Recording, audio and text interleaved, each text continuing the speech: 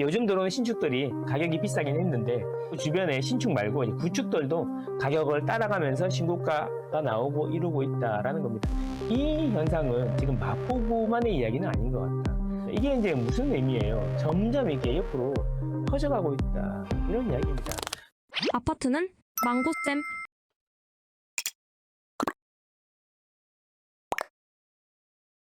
자, 한 주 동안 있었던 뉴스 중에 제가 관심이 있는 뉴스 몇 개를 한번 뽑아봤습니다. 자, 한 달 만에 이억수 토지에 비껴간 마포집값 못 말리는 강세다. 5월 29일자 신문이긴 한데 이제 이 이야기잖아요. 강남 3구가 많이 올랐어요. 그러면 어디겠습니까? 성동구 이야기했고 그 다음에 마포구 이야기했고 이런 이야기인데 사실 지금 마포 가보시면 우리가 알고 있는 마포 신축들 있지 않습니까? 요즘 입주한 신축들은 신고가가 맨날 나오는 건 맞아. 그런데 이제 신축 마포에서도 이제 그 가격대별로 이렇게 순위가 있지 않습니까? 그 솔직히 마포에서는 이제 마레프가 단지도 크고 센터에 딱 있는데 이제 이거 2018년에 입주했나? 연식이 좀 되다 보니까 요즘 들어오는 신축들이 가격이 비싸긴 했는데 이 시간이 가면서 이제 마레프의 입지라는 거는 또 그 동네에서는 또 압도적이니까 마레프가 따라가기 시작하고 마레프 주변에 신축 말고 이제 구축들도 가격을 따라가면서 신고가가 나오고 이러고 있다라는 겁니다. 이 현상은 지금 마포구만의 이야기는 아닌 것 같다. 여러분이 톡방에 들어봐 계시면 우리 톡방 같은 경우에도 그런데 매일 아침에 신고가 올려주시는 분들 있잖아요. 그거 보면은 예전에는 강남, 그러니까 반포, 압구정, 뭐 그다음에 잠실 이런 데 신고가를 많이 봤는데 그런 곳의 신고가는 여전히 많이 나오고 있는데 요즘에 부쩍 마포, 성동, 그다음에 광진, 동대문 이런 쪽의 신고가도 계속 나오고 있다. 이런 이야기입니다. 이게 이제 무슨 의미예요? 점점 이게 옆으로 퍼져가고 있다. 이런 이야기입니다. 특히 우리 톡방 같은 경우는 지금 정말 열심히 정보를 올려주셔서 항상 감사한데 저는 그걸 보거든요. 어느 지역에서 신고가 얘기가 계속 나오고 있는지 그런 걸 많이 본다는 거죠.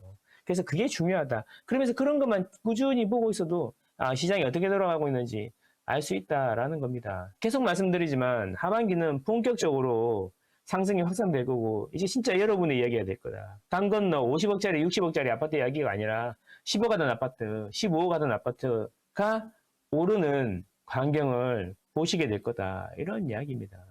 자, 그게 바로 마포 집값 못 말리는 강세 이런 기사하고 연결이 된다라는 겁니다. 그리고 개인적으로 저는 이제 마레프가 가격이 조금 다른 데 주변 신축보다는 좀 빠져있지만 항상 그렇지만 신축들이 먼저 가고 나면은 거기 입지 좋은 애들이 따라가더라. 이런 이야기입니다. 아파트는 망고쌤.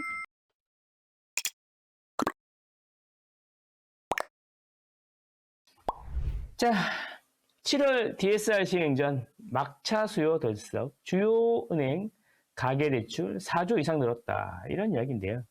자, 제가 작년 하반기에 이런 이야기를 했죠. 자, 새해가 되면 은행들이 대출을 해줘야 된다. 영업을 하기 시작할 거고 그리고 새해가 되면은 대출 비율도 줄어들고 하니까 거래량이 늘어날 거다. 이런 말씀 드렸고 그런데 이제 이 거래량이 어느 정도 늘어나고 나면은 빠르면 5월 아니면 6월 달 정도 되면은 거래량이 터지면서 대출이 쌓일 거다. 대출이 늘어날 거다. 왜냐? 거래량이 늘어났다는 이야기는 누군가 샀다는 이야기고 집을 살 때 대출을 많이 수반을 하니까 그러니까 두세 달 뒤에 거래량이 늘고 두세 달 뒤에 대출이 늘어나는 게 당연한 수순이잖아요. 자, 그래서 이런 식으로 대출 규제가 서서히 오기 시작할 건데 마침 정부가 대출이 늘어나고 거래량이 늘어나면서 이제 조심해야 되는 타이밍에 조기 대선이 또 오는 바람에 사실 정부에서는 뭐 거의 마비 상태죠. 뭐 할 일도 없고 뭘 하고 싶지도 않고 이런 상태다라는 겁니다. 그죠? 그런 상황이 왔어. 제가 보기에 이제 5월도 거래량이 만만치 않거든요. 3월도 거래량 많았고 4월도 거래량 적지 않았고 5월도 거래량이 3월하고 4월 사이에 있다. 그렇게 보면은 이제 6월 달에 대출이 많이 늘어날 수 있다. 그리고 정부에서 또 언론에서 하락론자들은 7월에 DSR 시작하니까 큰일 날 거다. 그러면서 이런 이야기 막 하니까 그런데 집은 올라. 그러니까 7월 전에 대출 수요가 몰릴 거다. 그런 말씀 많이 들었는데 제 예상대로 우리 예상대로 그냥 시장은 흘러가고 있다라는 겁니다. 그죠? 그래서 문제는 뭐냐면 은행들도 대출을 해줘야 돼요, 여러분. 아시겠지만 은행들은 대출을 해줘야 먹고 삽니다. 자, 그래서 주담대가 10억까지 해주고, 마통은 3배, 7월 규제강 앞두고 대출 영업이 과열 상태다. 이런 이야기다. 그러면 그래서 지금 대출 이제 금리 보면은 3% 후반까지 내려왔어요. 그렇죠? 대출을 못 받아서 힘든 사람도 있지만 대출을 못 해줘서 힘든 사람도 있다라는 겁니다. 이런 식으로 흘러간다라는 겁니다, 여러분. 그래서 DSR 3단계는 지난주에도 말씀드렸지만 DSR 3단계를 해봐야 시뮬레이션 해보면 1.2에서 1.5로 올라가는 거예요. 가산금리가. 그래서 1.2에서 1.5로 올라가는 거기 때문에 실제로 줄어드는 한도는 금액은 뭐 2, 3천만 원밖에 안 되는데 그거는 금리를 4.2로 계산했을 때 이야기고요. 실제로는 아까 보셨죠? 금리 한번 내렸잖아요. 그리고 하반기에 두세 번 더 내릴 것 같잖아요. 그럼 이렇게 하면 거의 1%가 빠지는 건데 그러면 대출금리가 하락을 하면서 한도가 오히려 늘어나는 게 DSR 3단계에서 줄어드는 것보다 훨씬 많을 거다. 그래서 쫄지 말고 기고다 이런 이야기예요. 그리고 더 중요한 건 뭔지 아세요?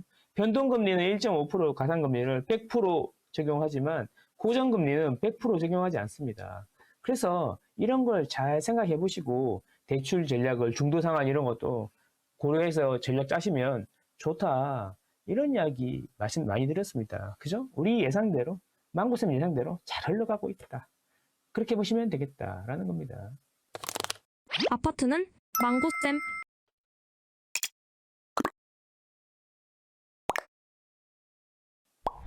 자, 삼성 믿었는데 평택 미분양 우수수 9평 5억에서 4억 안 사요, 안 사. 자, 제가 이 기사를 왜 갖고 왔냐 하면 여러분 호재라는 거 있지 않습니까? 호재. 호재라는 거에 대해서 제가 말씀을 드리려고 그래요. 호재는 뭐 GTX가 생긴다, 뭐 일자리가 생긴다. 맞습니다. 좋은 호재죠. 좋은 호재인데 그런데 집이 안 오를 수도 있습니다. 호재는 두 가지를 항상 생각해야 돼요. 자, 지금 GTX가 생겨가지고 파주나 일산이 많이 올랐습니까? 아니지 않습니까? 근데 GTX가 생기면 다 오를 거라고 생각하지 않았습니까? 그죠? 그리고 평택 같은 경우에 세계 최대의 삼성전자 공장이 들어온다고 합니다. 그래서 얼마나 분양을 많이 해먹었습니까? 그러니까 집이 많이 올랐습니까? 올랐다가 내렸다가 이러고 있지 않습니까? 이천 같은 경우에는 SK 하이닉스가 있고 주가가 20만 원이 넘어갔고 이렇게 SK가 잘 나가고 있는데 그래서 이천은 집이 많이 올랐습니까? 아닙니다. 저는 이런 이야기를 드리고 싶었던 거죠. 제가 몇 년 전부터 말씀드린 게 호재는 민감도가 있다. 똑같은 호재에도 세게 반응할 때가 있고 약하게 반응할 때도 있다. GTX를 봐라. 예전에 인도권에 GTX 생긴다는 썰만 나왔는데도 인도권 주변 아파트 가격이 폭등하지 않았습니까? 그죠? 지금은 GTX가 생겼는데도 안 오르지 않습니까? 이게 호재 민감도예요. 그거는 호재 민감도는 그 동네 부동산 시장 분위기가 얼마나 좋으냐에 따라서 똑같은 호재 반응이 다르게 나온다. 이런 이야기입니다. 지금은 강남 일부 지역을 제외하고는 호재가 있어도 크게 반응하지는 않지 않습니까? 그게 이제 평택에서 삼성이 온다고 하는데 많이 안 오르는 이유 첫 번째고요. 두 번째는 뭐냐면 이런 거죠. 삼성이 와서 생기는 일자리의 숫자가 있을 겁니다. 그런데 예를 들어 삼성전자가 들어와가지고 거기 일자리에 1000명이 들어온다고 칩시다. 그러면 1000세대가 들어오는데 삼성전자 들어온다고 GTX 생긴다고 지지역에 SRT 들어온다고 그래가지고 3000세대를 지으면 어떻게 될까요? 1000세대 더 늘어났는데 수요는 증가했는데 집은 3000세대가 증가했어요. 그러면 집은 어떻게 될까요? 이게 수요와 공급의 법칙 아니겠습니까? SK 하이닉스가 있는 이천에도 수요는 안 늘어나는데 집은 얼마나 짓고 분양받고 했습니까? 제가 드리고 싶은 이야기는 이거예요. 수요가 증가하는 것도 있지만 증가하는 수요보다 공급이 더 많으면 집은 내리게 된다라는 겁니다. 그래서 지금 이런 상황인데도 미분양 나 있는 거 가서 광고해주고 이런 분들도 있는 것 같다라는 겁니다. 삼성은 호재 많고 GGX 생기고 SRT 들어오고 GTX 생기고 호재 많죠. 호재 많은데 그래서 집이 오를 건지 안 오를 건지는 약간 다른 이야기일 수도 있다. 지금 미리 언젠가는 좋아지겠지. 하지만 지금 미리 들어가가지고 고난을 다 겪고 나중에 오르고 나서 팔면 되는데 못 팔면 또 뭐죠? 상처뿐인 영광이 될 수 있다. 이런 겁니다. 이런 이야기하면 무슨 이야기 하시는 겁니까? 이런 이야기 할 수 있는데 제가 오늘 오랜만에 데이터 한번 보여드릴게요. 자, 무슨 소리냐 하면 리얼망고 에듀 프리미어에 들어가면 나오는데요. 이걸 한번 볼까요? 이렇게 나오는데 경기도 평택시를 한번 볼까요? 평택시 같은 경우에 보시면 이 입주 물량이 어마어마하게 많습니다. 자, 이거 표 어떻게 보는 거냐면 이 파란색이요. 적정 입주 물량이에요. 적정 입주 물량. 그리고 이 빨간색이 뭐냐면 당일 입주 물량이에요. 2025년에 적정 입주 물량이 2,917세대인데 지금 9,300세대가 들어온다는 거예요. 적정 입주 물량의 3배 이상의 물량이 들어오는데 문제는 뭐냐면 내년에도 후내년에도 점점점 후내년에는 1만 3천호가 들어온다는 거예요. 적정 입주 물량이 3천호가 안 되는데 4배, 5배가 들어온다는 거예요. 이게 데이터로 보면 삼성전자가 와가지고 늘어나는 수요보다 훨씬 공급이 더 많다는 거죠. 이런데도 불구하고 지금 들어간다? 글쎄요. 물론 언젠가 기회는 오겠죠. 근데 이게 좀 해소가 돼야 되지 않겠습니까? 해소가? 적정 입주 물량보다 지속적으로 매년 2배, 3배, 많게는 5배까지 들어오는데 집이 오른다? 오를 수도 있겠죠. 그런데 다른 데가 더 이렇지 않은 곳이 더 좋은 거 아닌가? 그죠? 예, 입주 물량도 없고 이런 데도 많은데 왜 굳이 내가 들어가야 될 필요가 있나? 이런 생각입니다. 지금은 다주택자들에게 우호적이지 않고 앞으로도 그러지 않을 건데 하나만 살 거라 그러면 이런 데를 해야 되나? 이런 이야기입니다. 자, 그 와중에 또 이천이죠, 이천? 이천도 마찬가지예요. 이천은 자, 아주 작은 동네예요. 올해 잠깐 적긴 하지만 내년에 입주 물량이 이렇게 많습니다. 이 작은 동네는 작은 우물하고 같아요. 그래서 조금만 돌아나 던지면 완전히 이게 다 뒤집어집니다. 큰 호수는 좀 큰 돌이 들어와도 금방 잠잠해지는데 작은 호수는 작은 돌만 던져도 완전히 생태계가 파괴될 수 있어요.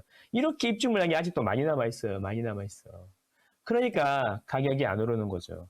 그럼 진짜로 안 오르는 게 맞냐? 이런 거 볼 때 제가 그 망고 맵을 만들어 놨지 않습니까? 그럼 한번 볼까요? 서울 경기를 찍고요. 서울 경기를 이렇게 찍으면 자, 보시면 이렇습니다. 지금 현재 보시죠. 빨간색이 오른 곳인데 서울은 다 빨간색이잖아요. 강남 3구하고 과천하고 분당하고 그죠?